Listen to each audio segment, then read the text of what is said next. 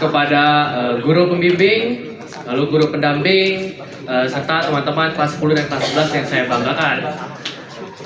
Kami, kelompok 2 dari kelas 11-2 akan mempresentasikan hasil penelitian kami yang telah kami lakukan selama beberapa bulan ini. Jadi judul penelitian kami adalah uji kualitas air laut Pulau Sangiang untuk menghasilkan garam berkualitas. Sebelum kami masuk ke sesi materi, ada satu pepatah yang mengatakan, jika tak kenal, maka tak sayang. Maka perkenalan semuanya, nama saya Diko Stefanus sebagai moderator di presentasi ini.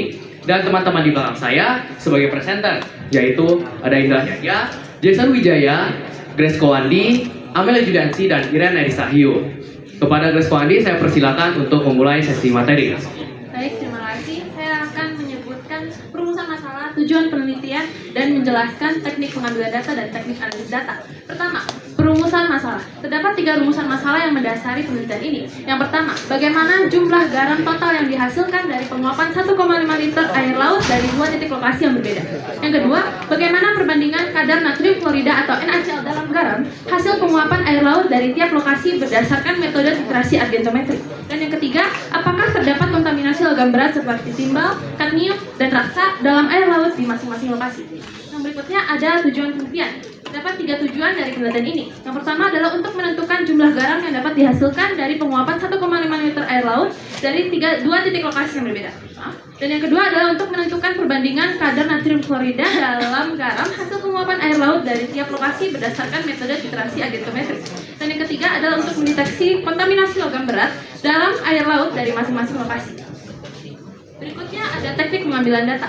Berikut ini adalah alat dan bahan yang kami gunakan untuk melakukan penelitian. Kami membagi alat dan bahan menjadi 3 bagian. Yang pertama adalah alat dan bahan yang kami gunakan untuk uji kadar natrium klorida dengan titrasi. Yang kedua adalah alat dan bahan yang kami gunakan untuk menguji kadar logam berat. Dan yang ketiga adalah alat dan bahan yang kami gunakan untuk membandingkan garam laut. Berikutnya ada teknik analisis data. Kami menggunakan 2 jenis teknik analisis data. Yang pertama ada teknik analisis data kuantitatif yang kami gunakan untuk menyatakan jumlah garam dalam satuan gram. Dan kami gunakan untuk menyebutkan nilai kontaminasi logam berat pada air laut. Dan yang kami gunakan untuk yang kami gunakan untuk menyebut perbandingan kadar natrium klorida dalam garam. Berikutnya ada teknik analisis data deskriptif yang kami gunakan untuk menjelaskan hasil perhitungan yang kami lakukan. Berikut ini adalah rumus-rumus yang kami gunakan untuk teknik analisis data kuantitatif yang akan dibahas oleh Amel.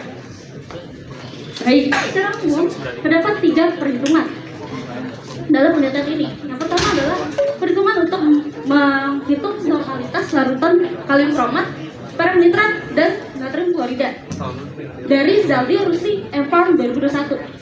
Dengan rumus massa padatan sama dengan normalitas dikali molaritas dikali volume aquatis dibagi 1000 dikali ekuivalensi. Lalu yang kedua ada rumus perhitungan standarisasi normalitas perak nitrat. Dengan rumus volume perak nitrat dikali normalitas perak nitrat sama dengan volume NaCl dikali normalitas NaCl. Lalu yang ketiga ada rumus penentuan kadar NaCl dari Zaldi, Rusli, Farm 2021. Dengan rumus buka kurung volume perak nitrat dikali normalitas perak nitrat yang sudah terstandarisasi dikali molaritas NaCl dikali faktor pengencer dibagi massa dikali 1000 kali 100%.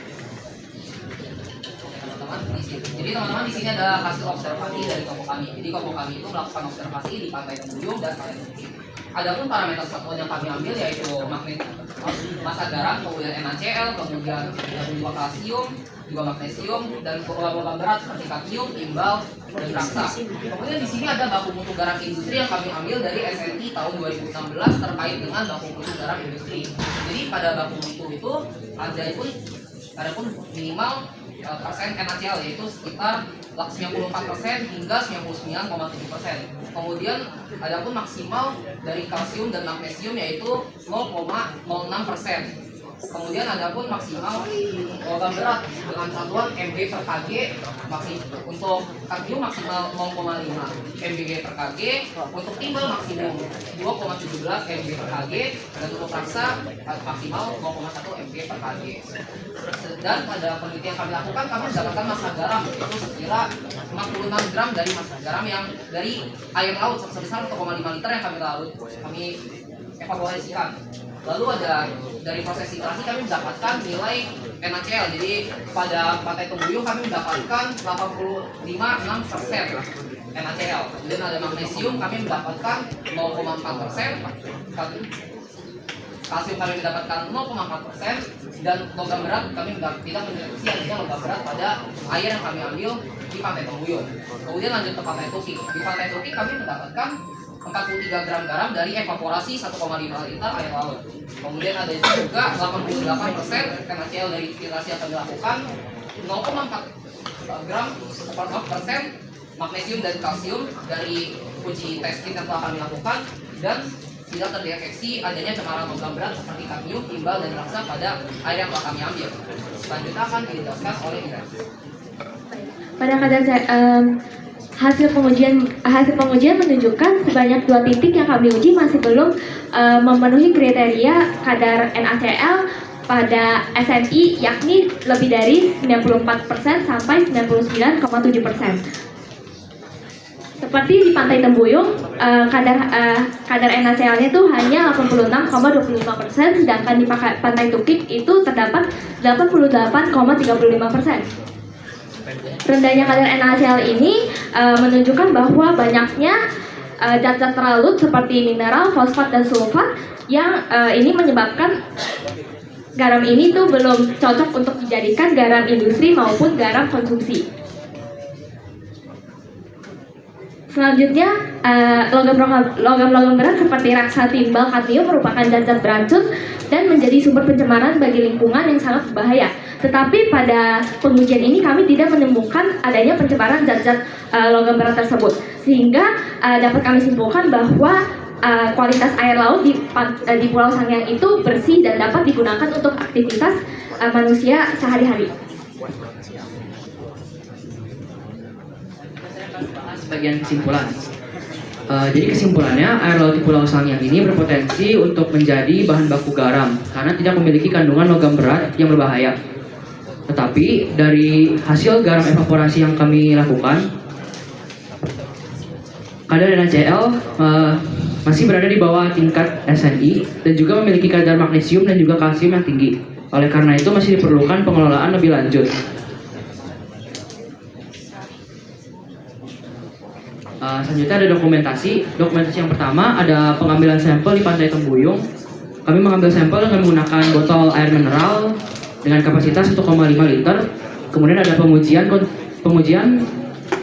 heavy metal kit logam berat dengan menggunakan di Pantai Tukik dan juga Pantai Tembuyung.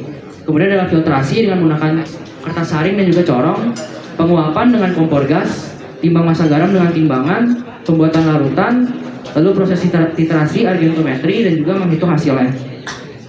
Ini berikut adalah lampiran hasil pengerjaan kami untuk perhitungan di Pantai Tembuyung dan juga Pantai Tukik. Sekian presentasi saya akan kembalikan ke moderator. Selesai sudah sesi materi yang kami paparkan hari ini. Selanjutnya kami memberikan kesempatan